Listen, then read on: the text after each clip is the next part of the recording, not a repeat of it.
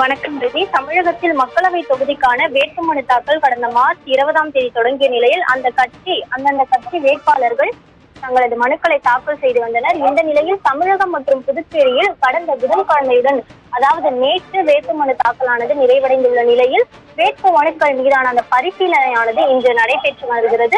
40 தொகுதிகளிலும் தனித்தனியாக நியமிக்கப்பட்டிருந்த பொது பார்வையாளர்கள் முன்னிலையில் வேட்புமனுக்கள் மீது பரிசீலனை நடைபெறுகிறது.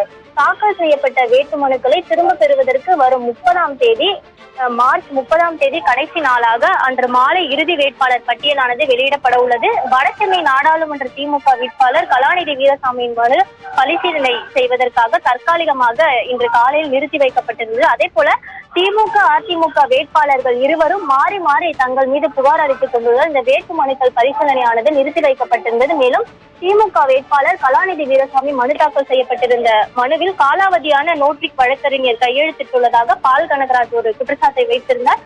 மேலும் திமுக அதிமுக இருவருக்கிடையே மாறி மாறி குற்றச்சாட்டு வைத்ததன் தொடர்ச்சியாக இந்த மனு பரிசீலனையானது தற்பொழுது நிலுவையில் இருந்தது. குறிப்பாக நாடாளுமன்ற தேர்தல் நடைபெற இருப்பதையொட்டி அதற்கான வேட்புமனு தாக்கலானது நேற்று வரை நடைபெற்றது. இன்று வேட்புமனு சரிபார்ப்பு பரிசீலனை நடைபெற்று வரும் நிலையில் வடசென்னை பாராளுமன்ற தொகுதியில் போட்டியிட 54 பேர் வேட்புமனு தாக்கல் செய்யப்பட்டிருந்த நிலையில் சுயேட்சை வேட்பாளர்களில் 3 வேட்புமனு நிராகரிக்கப்பட்டிருந்தது. மேலும் பாஜக சார்பில் போட்டியிடும் பால் கனகராஜின் வேட்புமனு காலையில் ஏற்கப்பட்டது. தொடர்ந்து மனுக்களை சரிபார்த்து வந்த தேர்தல் நடத்தும் அதிகாரியான ரவி தேஜா சரிபார்த்து வந்தார். இதனைத் தொடர்ந்து தற்பொழுது நிலுவையில் வைக்கப்பட்டிருந்த திமுக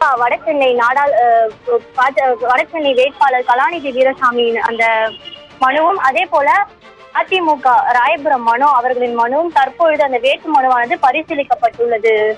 விஜய்.